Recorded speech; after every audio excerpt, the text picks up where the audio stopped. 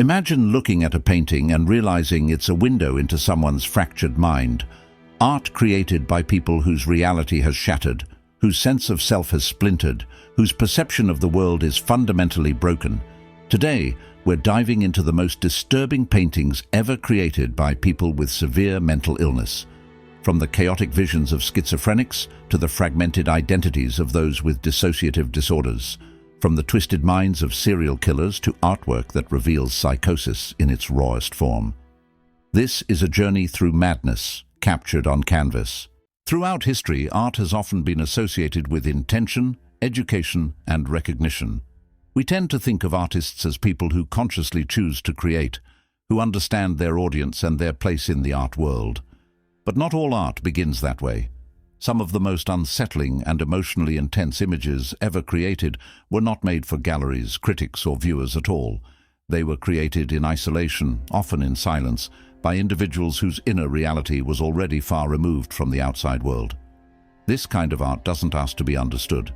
It simply exists as a trace of something deeply personal. And this is where the story of Asylum Art begins. But what exactly is Asylum Art?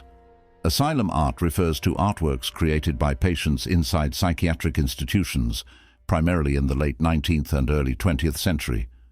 These were people who were often confined for long periods of time, sometimes permanently, and largely cut off from society. Art in this context was not created with artistic ambition. It wasn't meant to impress, to communicate with an audience, or to participate in cultural discourse. For many patients, drawing or painting became a way to externalize overwhelming thoughts, to impose order on inner chaos, or simply to cope with daily life inside the asylum. Most of these works were produced without formal training. There were no artistic rules to follow, no movements to align with, no expectations to meet. The images emerged directly from personal necessity rather than conscious design. At the time, these works were not considered art in any meaningful sense. They were treated as medical material, visual documents used by psychiatrists to study mental states, symptoms, and disorders. Their emotional or aesthetic power was largely ignored. Over time, however, some observers began to notice something unsettling. These images were not random. They were often repetitive, symbolically charged, and internally consistent. Certain forms, patterns, and figures appeared again and again, as if the artists were responding to an inner logic rather than external instruction. This raised an uncomfortable question. What if these works were not merely symptoms of illness, but expressions of an inner reality?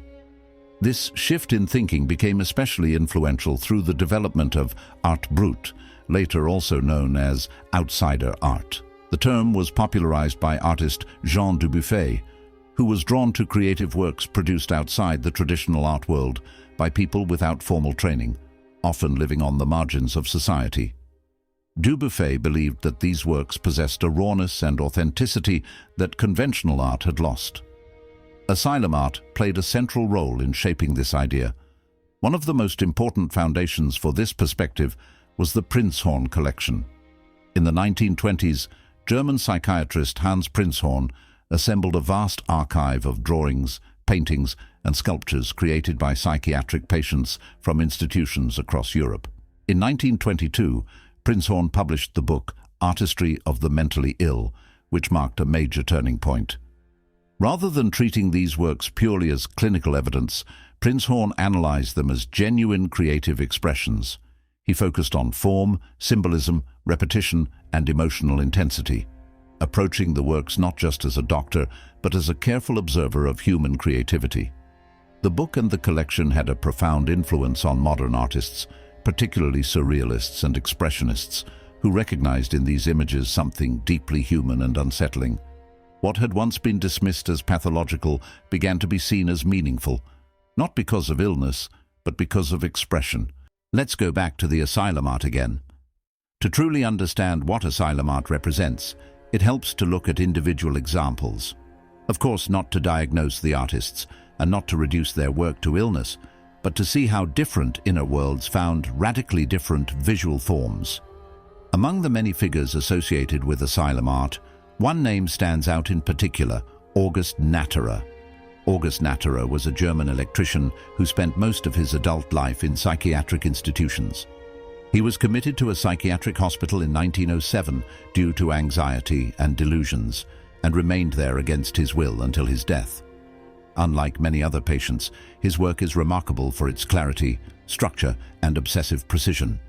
His drawings are often densely packed with symbols, geometric arrangements, religious imagery, and elaborate systems. Everything appears carefully ordered, almost architectural, as if the images were attempts to map an inner universe that followed its own strict logic. Natterer himself described experiencing vivid visions, complex, overwhelming images that felt more real than the external world. His drawings can be understood as attempts to stabilize these visions, to translate something intangible into a fixed visual form. What makes his work especially striking is the absence of chaos. Despite the intensity of his inner experiences, his images feel controlled, deliberate, and methodical. This challenges the common assumption that art created in psychiatric institutions must be disordered or incoherent. In Natterer's work, we don't see confusion. We see a different system of meaning, one that operates independently from shared reality. To better understand this, let's take a look at two of August Natterer's most well-known works to illustrate how his inner experiences translated into visual form. First, we have the painting, My Eyes in the Time of Apparition. This drawing shows nothing but a pair of eyes, isolated on the page. At first glance, the image appears simple, almost clinical. But the title immediately reframes what we are seeing. Natterer described experiencing intense visual apparitions, moments in which perception itself felt altered. In this work, the eyes are not symbols of observation, but of being overwhelmed by vision. They suggest a state in which the act of seeing becomes intrusive, uncontrollable, and deeply personal. The symmetry of the eyes contrasts with their emotional weight. They stare outward, but also seem detached from a body, as if perception has separated from the self. Rather than expressing fear directly, the image conveys a quiet intensity, a fixation on vision as both a gateway and a burden. The drawing does not ask us to understand what was seen. It asks us to consider what it means when seeing itself becomes an experience that cannot be turned off. The second painting is called Witch's Head. In Witch's Head, Natterer presents a large, structured human profile filled with intricate internal landscapes. Houses, paths, and architectural elements appear embedded within the head itself, transforming the human mind into a physical environment. The figure feels less like a person and more like a container, a space in which thoughts, memories, and symbols coexist simultaneously. The exaggerated scale of the head suggests dominance. The inner world outweighs the external one. Despite the fantastical title, the image is not chaotic. Everything appears carefully placed, almost mapped. This reinforces a recurring theme in Natterer's work. Inner experiences may be overwhelming, but they are not random. They follow their own internal order. Rather than depicting madness, the drawing visualizes a mind that has become its own world, self-contained, immersive, and impossible to fully access from the outside. Together, these works show that Natterer was not attempting to shock or provoke. He was attempting to record. His drawings function less as artistic statements and more as visual translations of experiences that had no other outlet. While Natterer is one of the most well-documented figures, he was far from alone. There are hundreds of different artists who painted asylum art. Artists like Adolf Wülfli created vast visual and narrative worlds, combining drawing, music, and text into endless autobiographical universes. His work feels compulsive, overwhelming, and deeply immersive. Others, such as Emma Hawke, produced repetitive, almost abstract letter drawings, pages filled with dense writing that blur the line between language and image, expression and obsession. And these are just two of many other examples, but going through all of them would be too much. These artists differed greatly in style, but they shared something essential. Their work was not created to be understood by others. It was created because it had to exist. These works were not created to communicate ideas, impress an audience, or participate in art history. They exist because the act of creation became necessary, a way to externalize inner experiences that could not be spoken, organized, or shared in any other form. What makes asylum art so powerful is its sincerity. There is no performance here, no self-awareness, no attempt to shape how the work will be received. The images do not ask for interpretation, they simply present fragments of inner reality as they were experienced, and perhaps that is why these works still resonate today. They challenge our assumptions about creativity, intention, and normality. They remind us that art does not always come from clarity or control, but sometimes from the need to survive overwhelming inner states. Asylum Art sits at the edge of what we consider art, psychology, and documentation. It exists in a space where expression becomes necessity, and where creation is not a choice, but a response. In that sense, these works are not distant historical curiosities. They are records of human experience at its most exposed. But paintings classified as asylum art aren't the only disturbing artworks out there. Some of the most chilling pieces come from a different kind of broken mind: serial killers. These aren't just disturbed, they're dangerous, and their art reveals something even darker. Some drew the faces of their victims from memory, others turned themselves into symbols, and some left behind drawings that feel strangely empty. In this video, we're not looking at crimes, we're looking at images. Paintings and drawings created by serial killers, not as confessions or explanations, but as visual traces of how these individuals structured their inner world. Now let's take a closer look at them, not to explain violence, but to understand what these images quietly reveal about control, memory, and inner structure. Let's start with one of the most prolific serial killers in US history, Samuel Little. Samuel Little is considered one of the most prolific serial killers in US history. He confessed to murdering dozens of women over several decades, with authorities later confirming more than 90 victims. His crimes spanned multiple states, often going unnoticed for years due to the social invisibility of his victims. The killings took place across the US between 1970 and 2005. Investigators say he targeted marginalized and vulnerable women, and that some of their bodies went unidentified and deaths uninvestigated.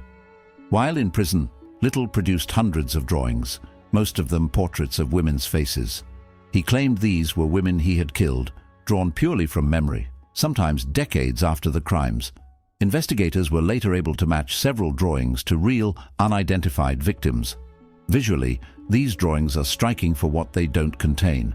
There is no violence depicted, no narrative, no background, just faces, often carefully rendered, with attention to hairstyles, facial structure, and expression. His memory of the killings was mostly precise, as he could give details about where they happened and what car he was driving.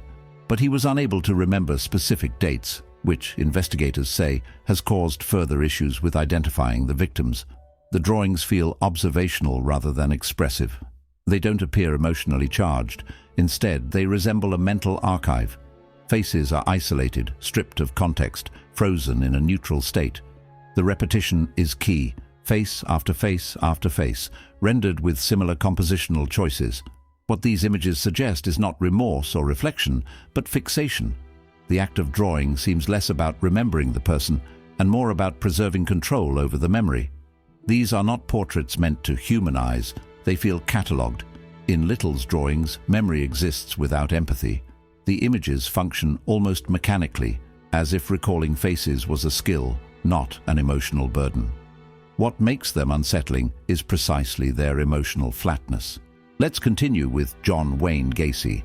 He murdered at least 33 young men and boys during the 1970s, making him one of the most notorious serial killers in American history.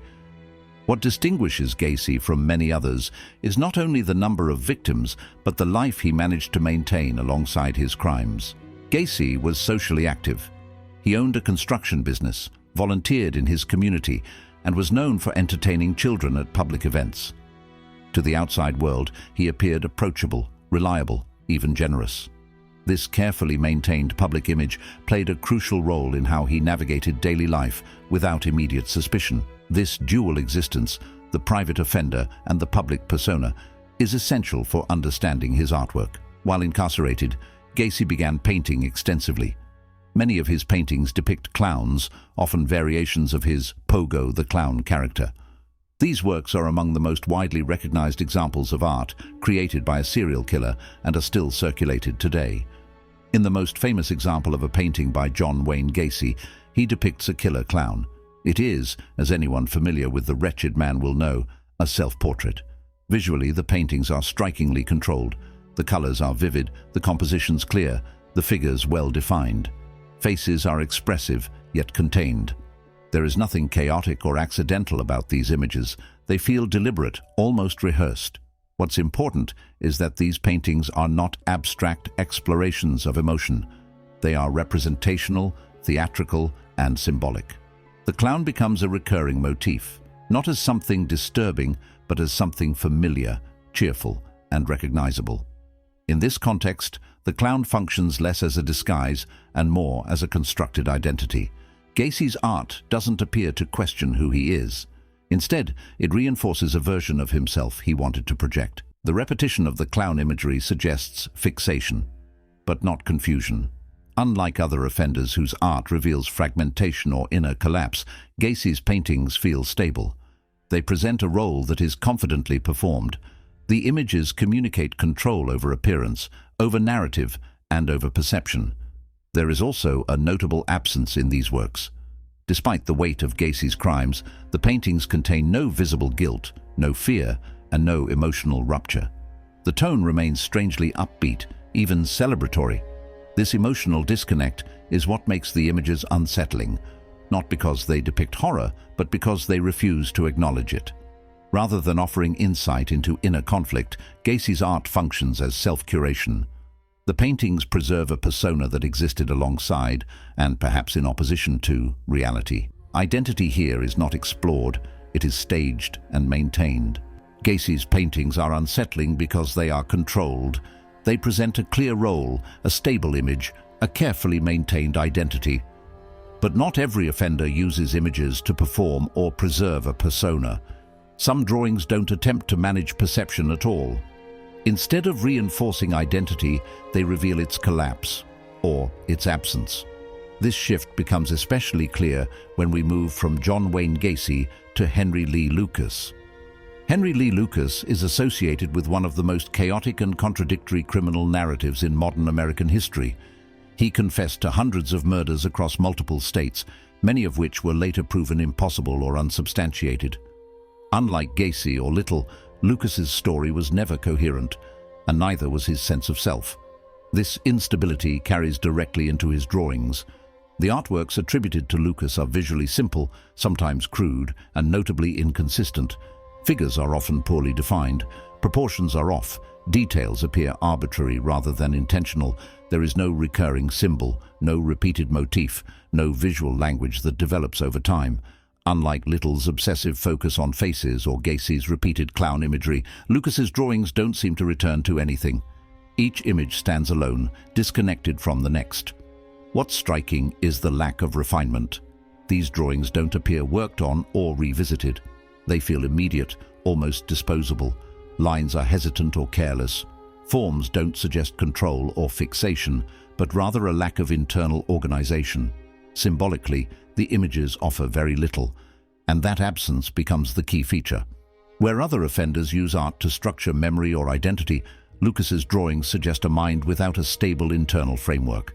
There is no clear attempt to express emotion, no effort to shape meaning, and no indication of reflection.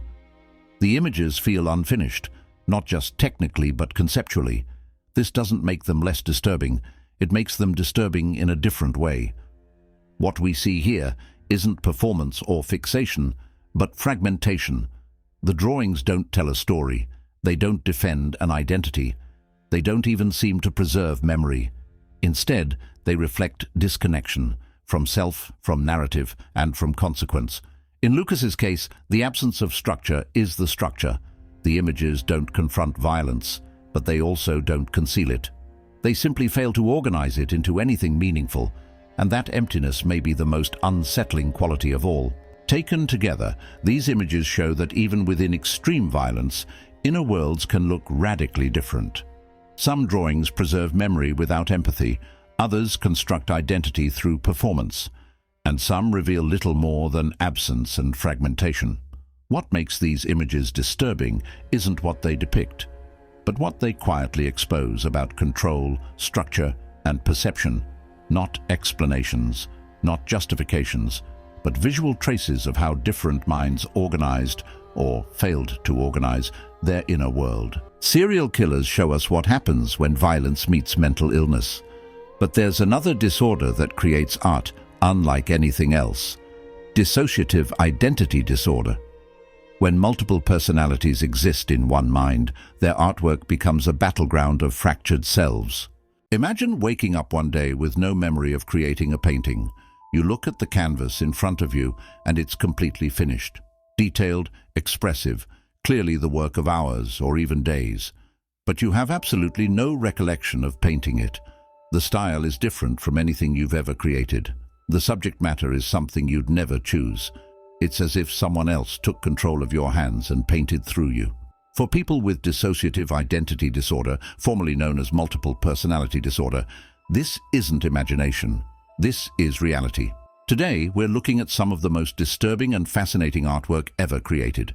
Not disturbing because of gore or violence, but disturbing because each piece reveals a fractured mind, a different person living inside the same body, different perspectives, different memories, different traumas, all expressing themselves through art.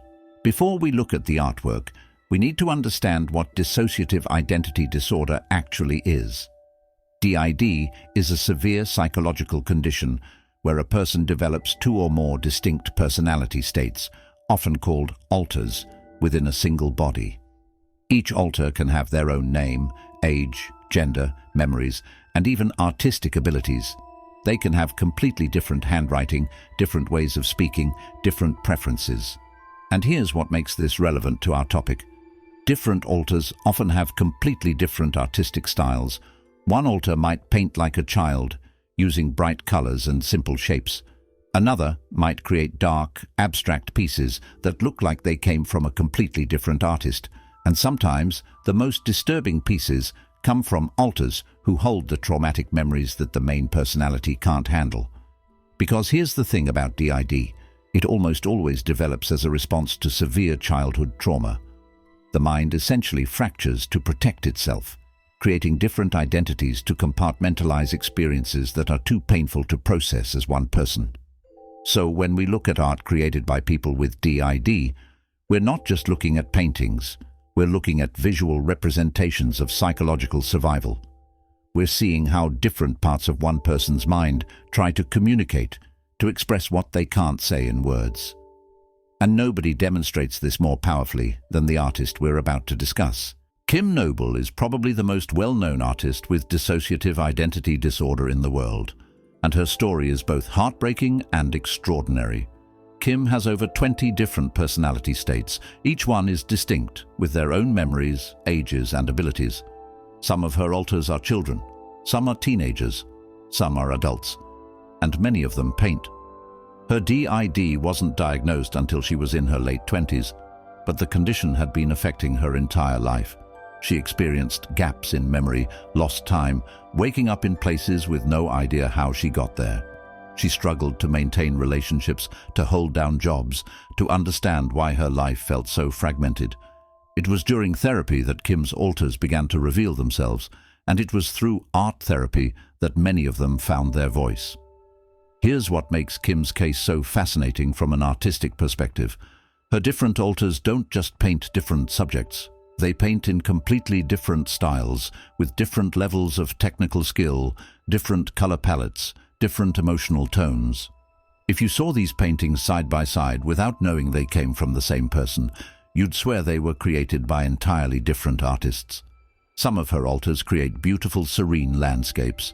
Others paint abstract patterns. And some, particularly the alters who hold Kim's traumatic memories, create images that are deeply, profoundly disturbing. What you're about to see are 5 of Kim Noble's most striking works, each created by a different personality. And as we go through them, pay attention not just to what's depicted, but to how drastically different the styles are. Because that difference isn't artistic choice, it's the visual proof of multiple minds living in one body. The first painting we're looking at appears almost peaceful at first glance. We see 2 ghostly white figures against a dark, turbulent background. What appears to be a larger figure, perhaps a mother, and a smaller one, a child. They're rendered in loose, expressive brushstrokes of white paint that almost look like they're dissolving or melting. This was created by an author named Bonnie, and there's something deeply sad about this piece. Look at how the figures are depicted. They're faceless, featureless, just white shapes. There's no detail, no definition to their forms. They could be people, or they could be ghosts, or they could be memories that are fading away. The dark background swirls around them like storm clouds or deep water, threatening to swallow them completely. The relationship between the two figures is ambiguous. Are they connected? Is the larger figure protecting the smaller one, or reaching for them, or turning away? We can't tell, and I think that ambiguity is the point. What this painting seems to capture is the feeling of disconnection, of relationships that are present but not fully formed, of memories that exist but can't quite be grasped. The mother and child are there, but they're not solid. They're not real in the way we expect people to be real. And that's what living with DID can feel like. Having memories and experiences that feel distant, unclear, like they happened to someone else. The white figures aren't fully formed because the memories themselves are fragmented. The technique here is loose, almost frantic. The paint is applied in quick gestural strokes. There's an urgency to it, like this needed to get out onto the canvas as quickly as possible before the feeling disappeared. This isn't a painting of joy or comfort. This is a painting of loss, of trying to hold on to something, a relationship, a memory, a sense of self, that keeps slipping away. Now we move to something much more disturbing, and I need to give a content warning here. This painting depicts themes of captivity and abuse. This piece was created by an author named Rhea Pratt, who holds many of Kim's most traumatic memories. And what we're seeing here is a visual representation of that trauma. The painting shows two silhouetted figures in bright pink-red against a blue background. One figure is chained, sitting or kneeling on what appears to be a platform or bed. Another figure floats above, as if separated or escaping. And written backwards on the wall, as if we're seeing it from inside a mirror or from the perspective of someone trapped, are the words, "Help me." The color choices here are significant. That bright, almost cheerful pink-red for the figures creates a disturbing contrast with what's being depicted. It's a color we associate with innocence, with childhood, with happiness. But here it's used to show captivity and suffering. The chains are rendered simply but clearly. There's no ambiguity about what's happening here. This is about being trapped, being held against your will, being unable to escape. The floating figure above could represent several things. It could be dissociation itself, the mind separating from the body during trauma, floating away to somewhere safer. It could be a plea for rescue. Or it could represent the fragmentation that created multiple personalities in the first place, one part of the self escaping, while another remains trapped. The backwards text is particularly chilling. It suggests we're seeing this from the inside looking out, or that the message is meant for someone who can't quite understand it, can't quite read it properly. The cry for help is there, but it's distorted, unclear, maybe even ignored. Rhea Pratt's work is consistently dark and explicitly depicts abuse and trauma. This isn't abstract suffering. This is specific, detailed, and deeply personal. And that's what makes it so powerful and so disturbing. This is what holding traumatic memories looks like when you give it visual form. This third painting is visceral and immediate in its impact. We're looking at a face, if you can call it that, created with thick textured layers of paint applied almost like a collage. The face has bright pink hair, skin tones built up in heavy impasto, and features that are simultaneously childlike and horrifying. The eyes are wide, almost bulging, ringed with dark shadows. The nose is a bright red void, as if it's been torn away or is bleeding. And the mouth, rendered in dark red and pink tones that look disturbingly organic, almost like exposed flesh. What's striking about this piece is the texture. The paint is applied so thickly that it's almost sculptural. You can see every stroke, every layer. It's chaotic and messy, and I think that chaos is intentional. This isn't a carefully composed portrait. This is emotion made physical. This is psychological pain given form. The face looks simultaneously like a child and a grotesque mask. There's an innocence in the pink hair, in the round eyes, but it's corrupted by the distortion, by the scream, by the rawness of the execution. This could represent the loss of innocence, the moment when childhood safety is shattered, Or it could be showing us what it feels like to hold multiple identities. The face is there, but it's not cohesive, not whole, not one unified person. The color palette is interesting too. Pinks, flesh tones, reds, colors we associate with skin, with the body, with being human, but they're applied in a way that makes them unsettling rather than natural. The humanity is there, but it's broken, fragmented, screaming. Different alters hold different emotions, different memories, and some alters exist specifically to express the pain and terror that other parts of the system can't handle. This painting feels like one of those expressions. Pure, unfiltered anguish, given visual form. Now we shift to something completely different in style. This painting, created by an alter named Patricia, is stark, minimal, almost haunting in its simplicity. We see what appears to be 7 ghostly white figures arranged in 2 rows, 4 in the back, 3 in the front. They're rendered as simple silhouettes against a dark, turbulent background.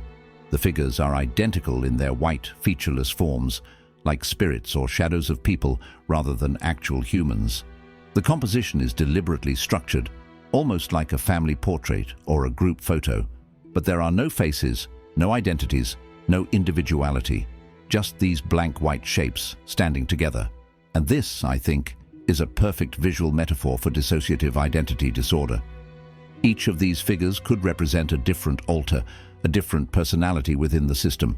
They're separate, you can count them, distinguish between them spatially, but they're also identical, all made of the same white paint, all part of the same canvas, all sharing the same space. The dark background suggests turmoil, chaos, the storms that created the need for multiple identities in the first place. But the figures themselves stand still, arranged neatly, as if trying to impose order on that chaos. What's particularly poignant is how they're grouped, the 4 in back, the 3 in front. Are these different subsystems within the larger system of personalities? Are some more dominant, more present, more front-facing than others? The painting doesn't give us answers, but it raises these questions.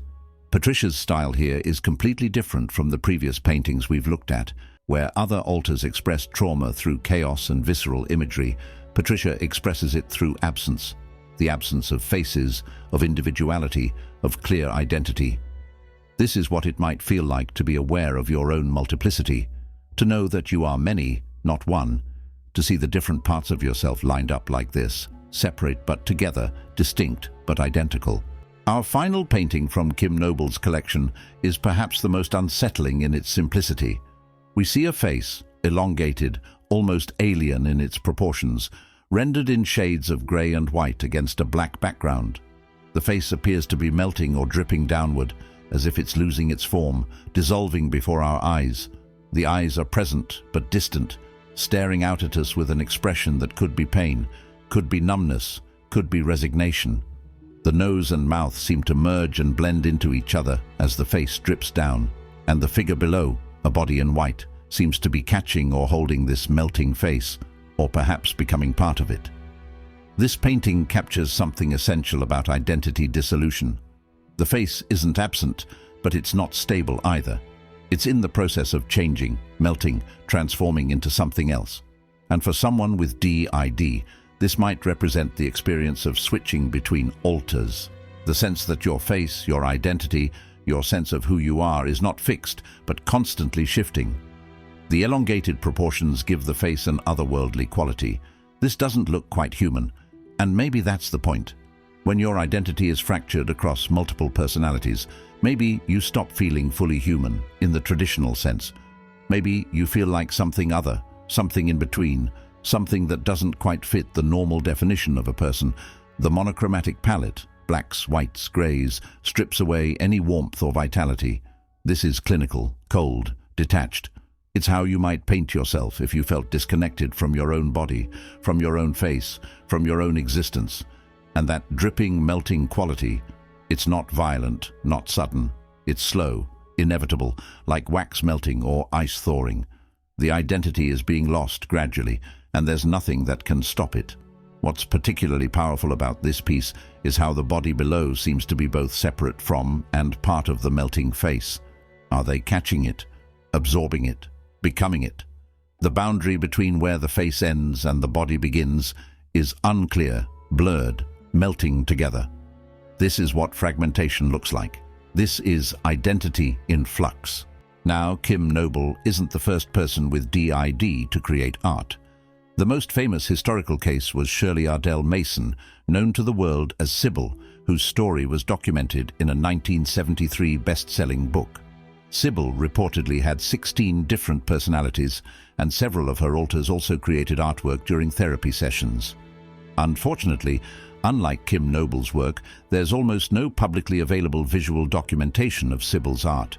Most of it remains in private psychiatric archives, but what makes her case historically significant is that it was one of the first times the connection between DID and distinct artistic abilities was documented and brought to public attention. It showed that different alters could genuinely create in completely different styles, using the same hands, but expressing entirely different minds. That legacy continues today with artists like Kim Noble, who not only create but share their work publicly, helping us understand what it truly means to live with multiple identities. Multiple identities create chaos on canvas. But perhaps no disorder transforms art more profoundly than schizophrenia. When reality itself breaks down, when hallucinations become indistinguishable from the real world, the paintings that emerge are truly haunting. Imagine seeing the world not as it is, but as your mind reshapes it. Colors pulse with an intensity others can't perceive. Patterns emerge where none should exist. Your own reflection becomes a grotesque stranger. For people with schizophrenia, this is reality, and some of them have captured this inner world on canvas. Today, we're looking at the disturbing works of two artists who documented their schizophrenia through art. Louis Wayne, whose charming cat illustrations underwent a terrifying transformation, and Brian Charnley, who recorded his final weeks before suicide in brutal self-portraits that visualize the hell of psychosis. Before we dive into their work, let's briefly understand what schizophrenia actually is. Schizophrenia is a severe mental disorder that affects how a person thinks, feels, and perceives reality. It's characterized by hallucinations, seeing or hearing things that aren't there, delusions, which are false beliefs disconnected from reality, and disorganized thinking that makes it difficult to communicate coherently. But here's what most people don't understand. Schizophrenia doesn't just create imaginary voices or paranoid thoughts. It fundamentally alters how you process visual information, how you perceive space, color, and even the structure of objects around you. Your brain is receiving the same visual input as everyone else, but it's interpreting it completely differently. This is why art created by people with schizophrenia is so fascinating and unsettling. When these artists create, they're not just painting what they imagine, they're documenting what they actually see and feel. Their art becomes a window into a reality most of us will never experience. Common visual manifestations in schizophrenic art include fragmentation and distortion, where objects and faces break apart, reflecting the fractured perception of reality. Intense, unnatural colors appear because the brain's altered processing can make colors appear more vibrant, more threatening, or completely different from how neurotypical people perceive them. Many schizophrenic artists become obsessed with repetitive patterns and geometry, possibly reflecting how their brain tries to impose order on chaotic sensory input. Hallucinations and delusions often manifest as specific recurring symbolic imagery that represents the artist's internal struggle. And perhaps most unsettling is the loss of perspective and spatial coherence, where the normal rules of space, depth, and proportion break down, creating impossible compositions that feel fundamentally wrong. Now let's see how two of the most famous artists with schizophrenia captured their deteriorating mental state on canvas. Louis Wayne was a beloved English artist in the late 1800s and early 1900s, famous for his anthropomorphic cat illustrations.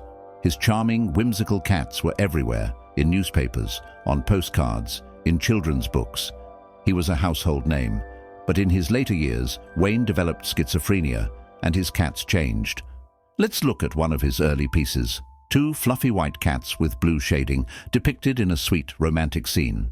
One cat tenderly embraces the other against a backdrop of an ornate Spanish or Mediterranean building. The style is illustrative, almost storybook-like. The cats have large, expressive eyes and maintain their feline proportions while engaging in human-like behavior. This is classic Louis Wayne, charming, accessible, and completely non-threatening. There's nothing here that suggests the artist's mind is fragmenting. But here's what's important to understand. These aren't disturbing paintings in the traditional sense. They're not grotesque or violent. And that's precisely what makes them so fascinating when we understand what they represent. What we're seeing in Wayne's progression isn't horror. It's the slow transformation of perception itself. As his schizophrenia developed, Wayne didn't start painting monsters. He kept painting cats.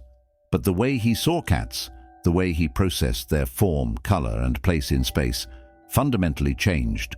Now look at one of his later works. The change is dramatic. This cat has become almost entirely abstract, rendered in electric, vibrant colors with stark contrasts. The face is frontal and symmetrical, with enormous, piercing eyes that stare directly at you. But what's most striking is what's happened to the body and the background. They've merged into a kaleidoscope of geometric patterns, intricate, repetitive designs that seem to pulse with energy. The cat is no longer a creature in space. It's become part of the pattern itself. The boundaries between the subject and its environment have dissolved. This is where we see schizophrenia manifesting in Wayne's work. Notice how the patterns are obsessively detailed, how every space must be filled with intricate designs. This horror vacui, the fear of empty space, is common in schizophrenic art. The mind seeks order, seeks to fill every void with meaning and structure, even when that structure becomes overwhelming. The colors have also intensified dramatically. The blues, oranges, and yellows are almost fluorescent, unnaturally bright. This likely reflects how schizophrenia can alter color perception, making them appear more intense, more saturated, sometimes even changing their hue entirely. What we see as soft pastels might have appeared to Wayne as these electric, almost psychedelic tones. Wayne's brain was imposing perfect geometric order onto organic forms. The cat's face remains recognizable, but everything else has been transformed into repeating patterns that follow mathematical principles. What's deeply unsettling about Wayne's later work isn't that it's grotesque, it's that it shows us how schizophrenia doesn't just add things to your perception, like hallucinations or voices. It fundamentally rewrites the rules of how you see reality. Space, form, color, the boundaries between objects, all of this becomes fluid and uncertain. Wayne was still painting what he saw, but what he saw was a world where the distinction between cat and background, between living creature and abstract pattern, had collapsed. His technical skill remained intact. The detail and precision are remarkable, but the perceptual framework guiding that skill had been completely altered by his illness. While Louis Wayne's transformation shows us the gradual dissolution of perceptual boundaries, our next artist documented something far more immediate and brutal. Brian Charnley was a British artist who lived with schizophrenia for most of his adult life. Unlike Wayne, whose illness developed slowly, Charnley was acutely aware of his condition and chose to document it explicitly. In 1991, just weeks before his suicide, he created a series of 17 self-portraits, one for each day, while experimenting with changes to his medication. These paintings are visceral, raw depictions of what psychosis actually feels like from the inside. Let's look at one of these self-portraits. This is not the gentle transformation we saw with Wayne. This is psychological horror made visible. Charnley's face dominates the composition, rendered with brutal honesty, wearing large glasses that frame his haunted eyes. But the painting doesn't stop at portraiture. It's invaded by symbolic imagery that represents his hallucinations and delusions. In the center of his forehead, overlaying his face, there's a figure holding what appears to be a golden chalice or trophy. This figure seems to be emerging from or imposed upon Charnley's own head, representing perhaps a religious delusion or the feeling that his thoughts are being controlled or observed by others. To the right of his face, there's a striking vertical spine-like structure, rendered in stark black and white stripes, with a yin-yang symbol at its base. This spinal imagery appears in several of Charnley's works and likely represents his feeling that his body is being invaded, that something foreign is inside him.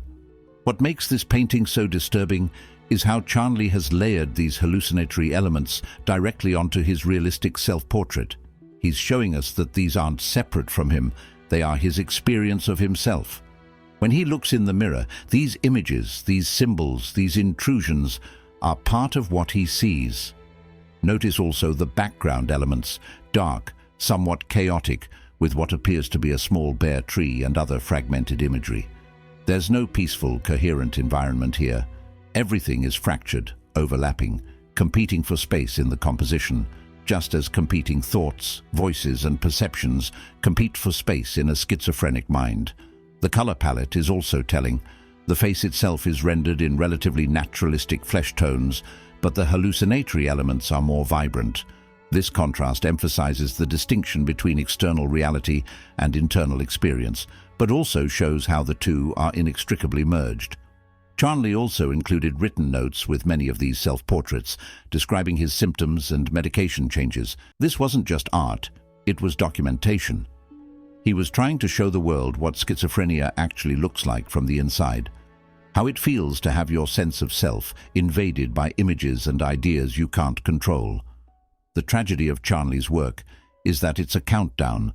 These 17 paintings trace his deterioration as his medication changes failed to help him. Each painting becomes more fragmented, more desperate. And then, after the 17th portrait, he took his own life. He was 41 years old. What both Louis Wain and Brian Charnley show us is that schizophrenia doesn't just affect what you think. It affects what you see, how you experience yourself, and how you understand your place in reality. Wain's work shows the slow dissolution of perceptual boundaries, where the world becomes pattern and symmetry, where color intensifies beyond normal experience.